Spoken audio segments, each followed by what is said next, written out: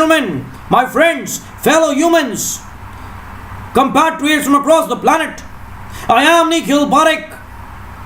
In this video, I shall be talking about my book titled You Die, I Die, Love Poems, Part 16, as well as giving you a recitation of different poems from this book of mine. So friends, let me commence with an introduction to this book of mine about the poetry book. This book, which has 26 differently titled poems, is actually part 16 of the book titled You Die, I Die, Love Poems, 1600 pages. Poems symbolizing the immortality of love and at times its fickleness. Parekh takes the reader through a paradise naturally embellished with the ingredients of eternal romance and its sporadic failures. As they say, life and death are two sides of the coin. Similarly, with every true anecdote of love, there also comes fretful divorce. A thing which has been most sensitively described throughout this great collection of poems for the heart. Written and dipped in each ingredient of his passionate blood, Parekh comes out with startling revelations. Parekh comes out with startling revelations about the truest of love stories and their failures. Each verse has been delicately intertwined with the boundless aspects of relationships, romance, cheating, betrayal, and goes on to prove that immortal love towers over every shattered heart. A start to finish with some of the most heart-rendering love poems ever, this makes a great collection for every true lover breathing and desiring to be loved on earth and beyond. This collection of poems aims at perpetually uniting every heart on this universe in the spirit of immortal love and friendship, because these are the two quintessential ingredients to lead life till its last breath. Irrespective of whatever color, faith, or religion, it is only the rainbow of love which can transform the ghastliest monsters and perpetrators of humanity into peaceful lovers. Therefore, this book inexhaustibly endeavors to speak and preach the language of love even after its last embossed alphabet. So now, ladies and gentlemen, I shall be giving you a recitation of 4 different poems from this book of mine. These poems are titled as Will You Be My Valentine, Into the Shoes of a True Lover, Love and Divorce, and Without the Immortal Love of a Woman.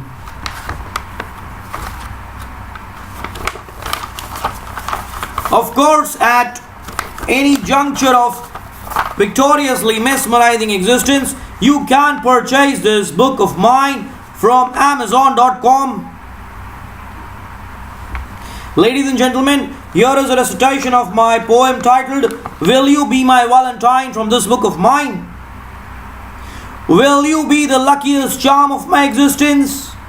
A wish of supreme fulfillment that only led to humanitarian goodness, philanthropy and selflessness, as I nimbly tread by the grace of the Creator Divine. As I nimbly tread by the grace of the Creator Divine. Will you be the vivaciously dancing butterfly of love in my garden? Love in my garden, illuminating every dreary nerve of mine with the charm of your poignantly exuberant flight. Will you be the scent of immortal companionship that drifted close to my nostrils, so that I forever floated in a paradise of goodness? unfettered and bonded in a mist of friendship sublime? Will you be the rainbow of unflinching camaraderie that I sighted in tufts of blue, that ignited my spirit of symbiotic survival, on divine earth to the very fullest? Will you be the droplet of tantalizing rain that cascaded down my roof, triggering a perennial yearning in my heart to be kissed in a domain beyond the definitions of clockwork time?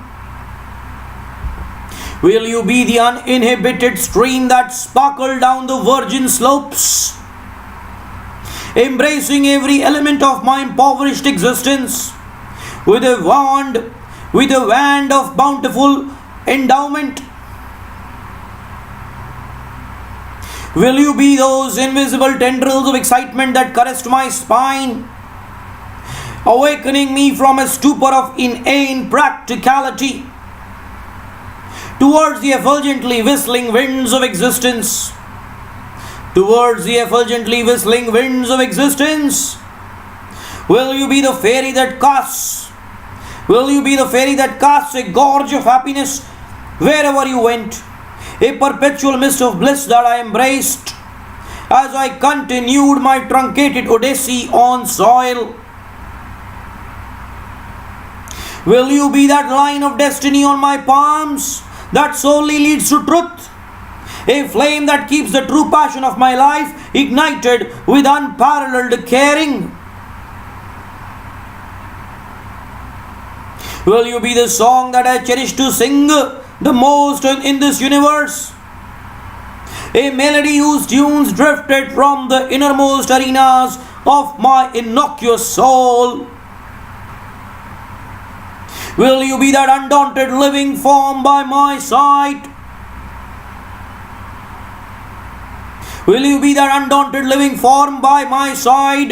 In my times of ebullience and inexplicable misfortune alike, even as abuses were intransigently hurled from the planet outside?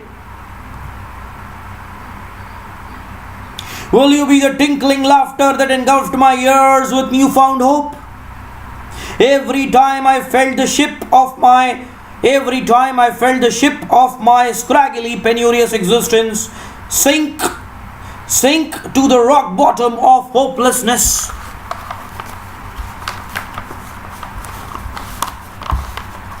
Will you be the nightingale that unabashedly perched upon my shoulder, drowning me into ecstatic spasms of all the sweetness that ever formed my perfectly human atmosphere?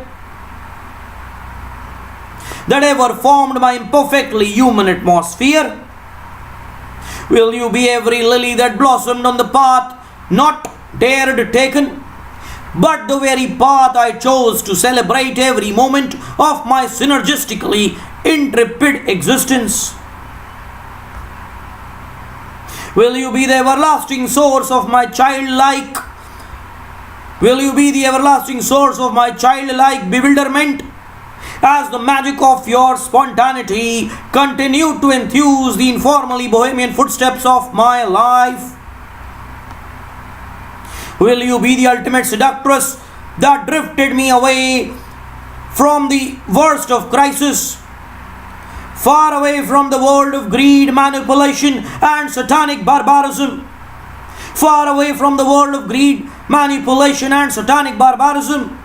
Like a prince near your amiably compassionate bosom? Will you be the reason that I found newfound optimism to survive, not only reaching the zenith myself, but reaching out the balm of unhindered love and humanity to every single of my fellow beings?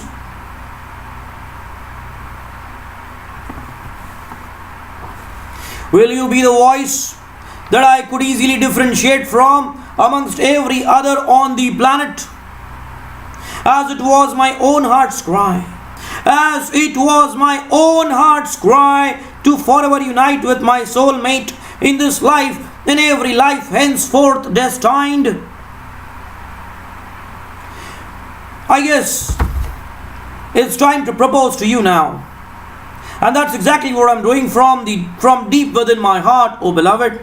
Will you be my Valentine? I guess it's time to propose to you now. And that's exactly what I'm doing. And that's exactly what I am doing from deep within my heart, oh beloved. Will you be my Valentine?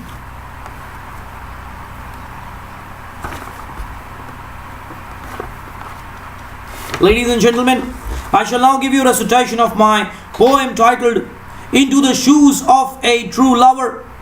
So here is a recitation of this poem of mine.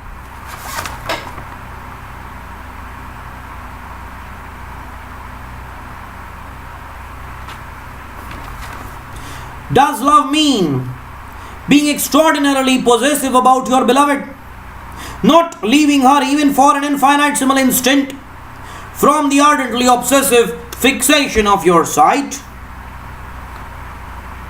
Does love mean giving your beloved the freedom to pursue anything and everything she wants, although at times she might transgress the fine line of your poignant emotions and desire? Does love mean overtly forgiving your beloved even if she blatantly and obnoxiously pulverized the principles of existence, intermittently spat directly on the naked space of your face at the tiniest of exasperation? Does love mean inundating every conceivable skin pore of your beloved with so many kisses that she could hardly feel any other sensation of the universe on her nimble flesh?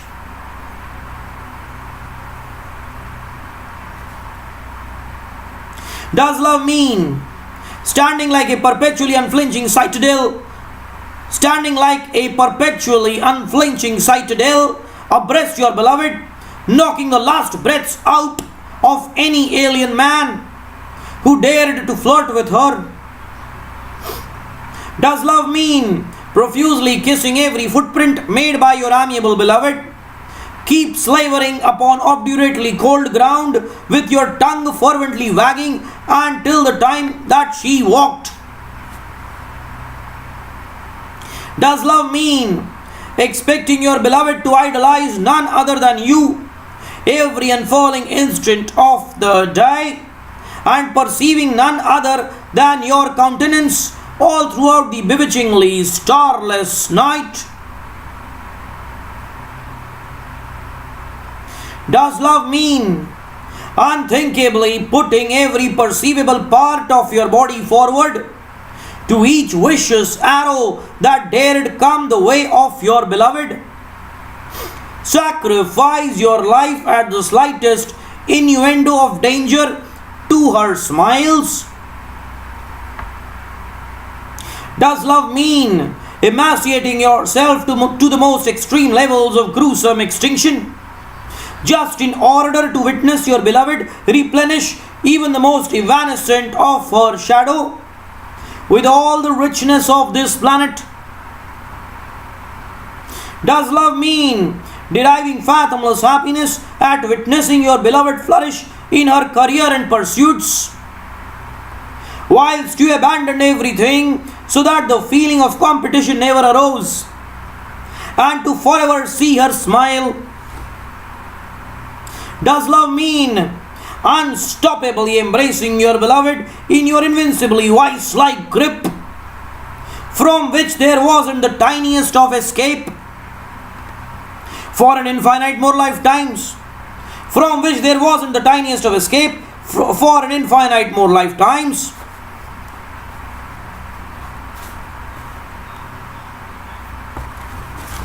Does love mean penning countless lines of immortal poetry on your majestic beloved, unrelentingly staring into the rustic whites of her eye all day and in the ravishing stupefaction of the night?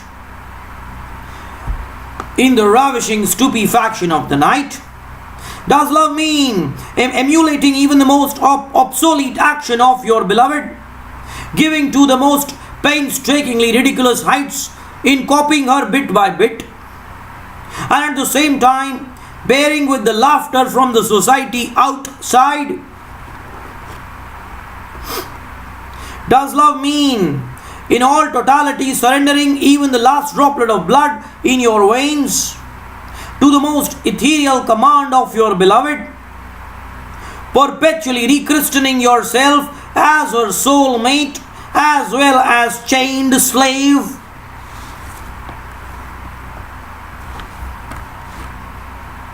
Does love mean wholesomely obfuscating and shutting your ears to the outside world, romanticized till times immemorial in the voluptuous bosom of your beloved, even as the planet castily deteriorated and crumbled outside?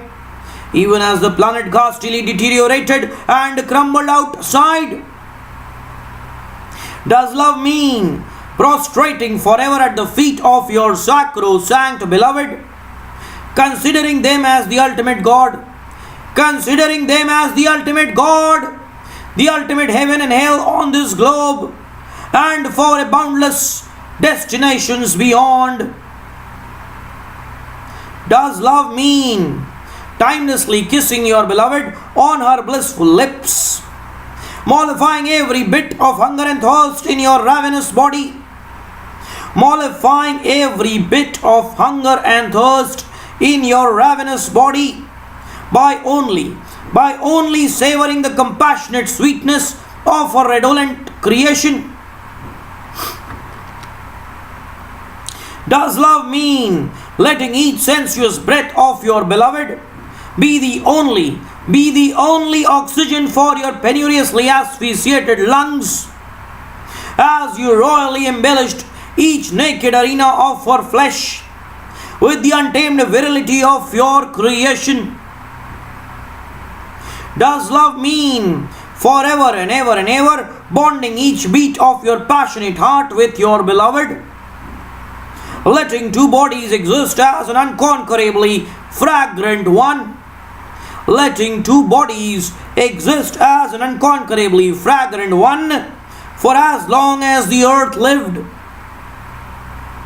Well, if I for one were to step into a true lover's shoes, then love for me would mean all of the above, impregnably implemented at some stage or the other in the chapter of my mellifluously destined life.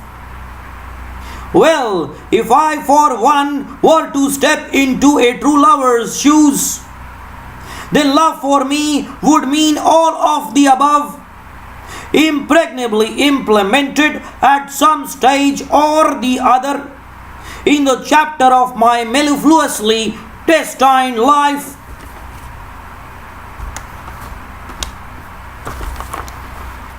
Ladies and gentlemen, I shall now give you a recitation of my poem titled Love and Divorce from this book of mine. So here is a recitation of my poem. It took an infinite, brutally famished nights and days, endless, emaciating moments of penance in front of the omnipotent Lord Almighty. Endless, emaciating moments of penance in front of the omnipotent Lord Almighty. In front of the omnipotent Lord Almighty, in order to unite two passionately interlocked and true lovers. It took an infinite odysseys through the most venomously untamed outgrowths of wilderness in order to unite two bountifully redolent and true lovers. It took an infinite anecdotes of unflinchingly challenging the most unthinkably impossible. Of unflinchingly challenging the most unthinkably impossible in order to unite two innocuously resplendent and true lovers. It took an infinite moments of stony silence, at times unlimited hours of patiently peering into haplessly cloudless sky, in order to unite two ardently blessed and true lovers. It took an infinite bleeding footsteps. It took an infinite bleeding footsteps whilst transgressing through an unceasing pathway of fiendishly stabbing thorns in order to unite two jubilantly intricate and true lovers. It took infinite droplets of bloodshed whilst undergoing war against the truculently unforgivable devil in order to unite two unassailably cheerful and true lovers.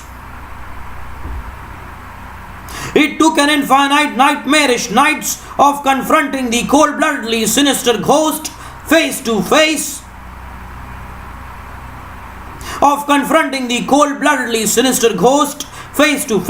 in order to unite two bountifully triumphant and true lovers. It took an infinite instances of wading through the battlefields of horrifically slandering bad luck,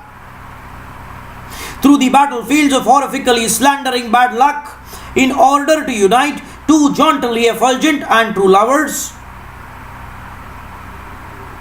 It took an infinite bangs of the skull against the heartlessly conventional wall of the diabolically manipulative society, in order to unite two blissfully frolicking and true lovers. It took an infinite bones soaked in valiantly fearless blood whilst fighting against the perpetrators of chauvinism, in order to unite two exuberantly spellbinding and true lovers. It took an infinite gallows of inconsolably deafening misery and eventually asphyxiating death, in order to unite two compassionately silken and true lovers. It took an infinite graveyards of invidiously maiming silence, submission and wholesome oblivion, in order to unite two fervently ecstatic and true lovers. It took an infinite rivers of hard-earned sweat whilst trying to explain and unveil each intricate thread of righteousness to the outside world, in order to unite two symbiotically ebullient and true lovers.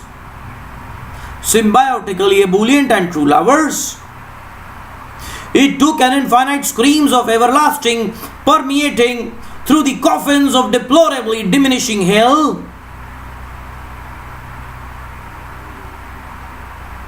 in order to unite two wondrously enchanted and true lovers. It took an infinite ticks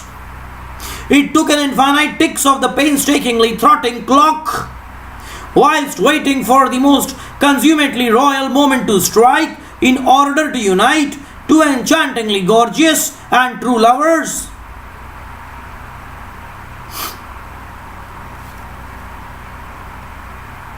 It took an infinite, inexplicably tormenting riddles to uninhibitedly confront and decipher, in order to unite two beautifully amiable and true lovers.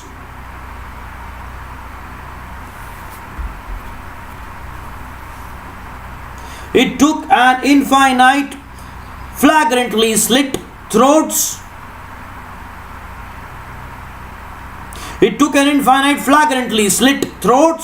Whilst bare-bodedly opposing the mortuary of lies, in order to unite two holistically melanging and true lovers.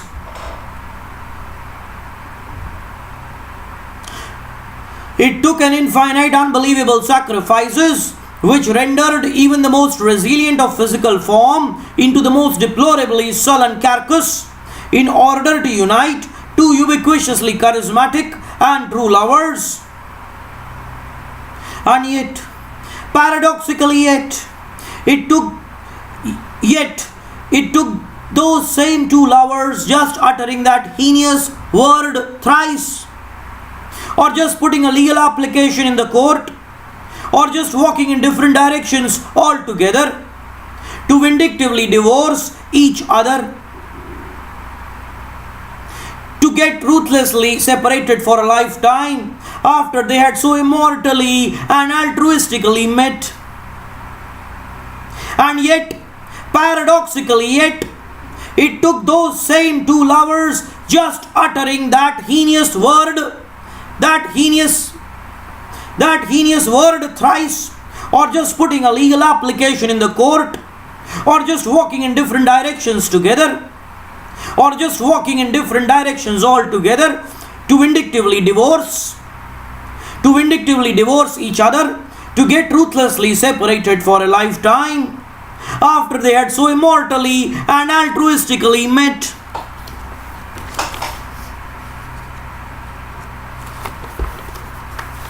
Ladies and gentlemen, I shall now give you a recitation of my poem titled Without the Immortal Love of a Woman. So here is a recitation of this poem of mine.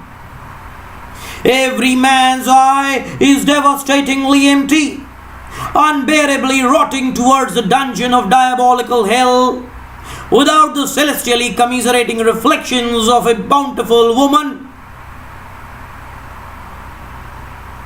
Every man's palm is sinfully empty, barbarously rotting towards the coffins of penalizing hell, without the compassionately befriending grip of an honest woman.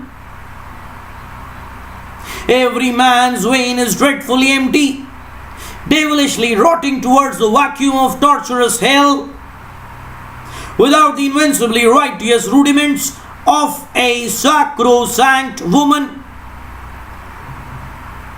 Every man's brain is deliriously empty, sadistically rotting towards the thorns of cold-blooded hell, without the unsurpassably ebullient fantasies of an eclectic woman. Every man's lip is ghastly empty. Every man's lip is ghastly empty, taught-royally rotting towards the mortuaries of parasitic hell, without the wondrously igniting kisses of an ardent woman.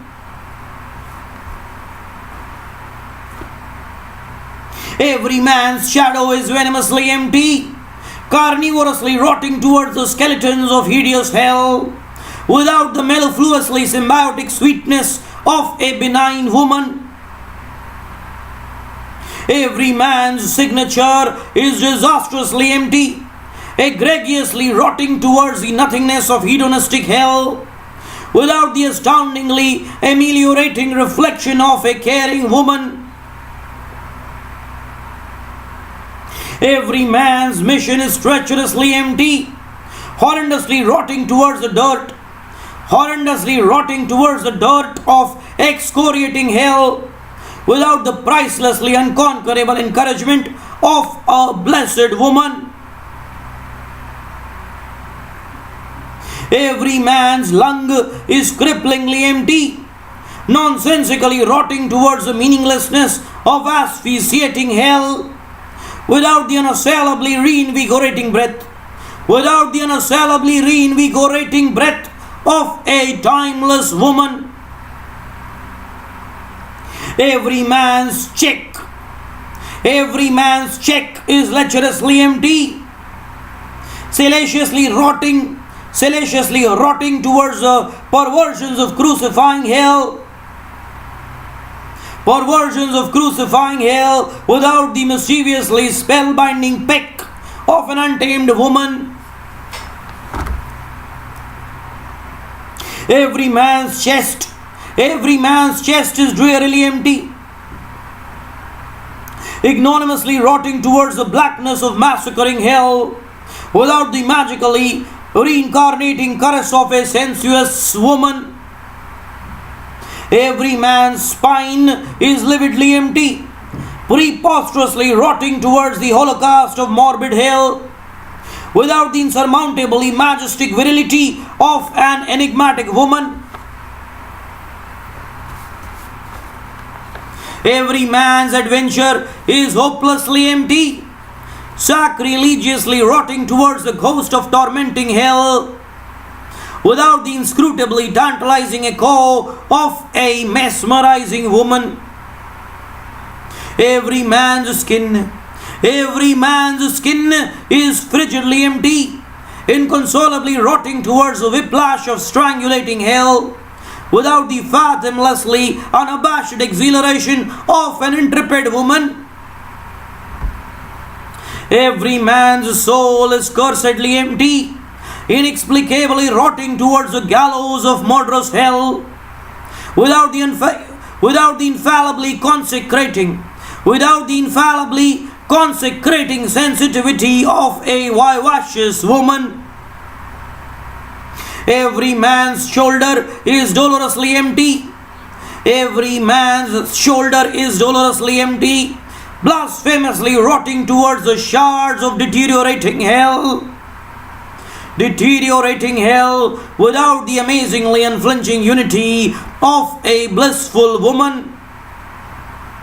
Every man's car is abjectly empty, viciously rotting towards the gutters of malevolent hell. Every man's ear is abjectly empty, viciously rotting towards the gutters of malevolent hell, without the enchantingly unfettered voice of a mystical woman. Every man's nostril is despondently empty, perilously rotting towards the wickedness of baseless hell, without the perennially life-yielding fragrance of an intricate woman. And every man's heart is haplessly empty, unsparingly rotting towards the evil jinx of cannibalistic hell, without the mortally embracing love of a faithful woman. And every man's heart is haplessly empty, unsparingly rotting towards the evil jinx of cannibalistic hell, without the mortally embracing love of a faithful woman. Ladies and gentlemen, my friends, fellow humans, compatriots from across the planet, it truly was an undisputed privilege for me to have given a recitation of my poetry to your exuberantly victorious jurisdiction. At any juncture of mesmerizing existence, you can of course purchase this book of mine from Amazon.com. From the innermost realm of my soul, I wanted to express my gratitude to you for having patronized my poetry. Thank you for listening to me.